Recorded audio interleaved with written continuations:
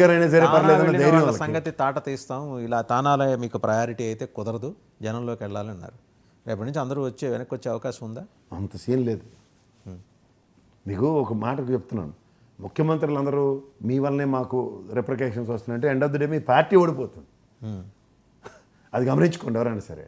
Full negative. ఇక్కడ ఇలా ఓసరవల్లిలో రంగులు మార్చే జర్నలిస్ట్ ముసుగులో ఉన్న వాళ్ళు ఆల్రెడీ కదంబ కార్యక్రమాలన్నీ గజకరణ గోకర్ణ విద్యలన్నీ డిఫరెంట్గా ప్రదర్శిస్తున్నారు. ఇది అత్యంత మీరు గమనించండి.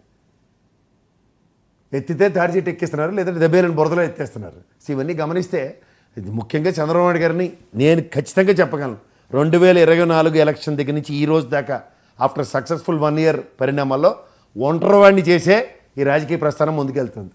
రైట్, ఆయన ఒంటరివాడే.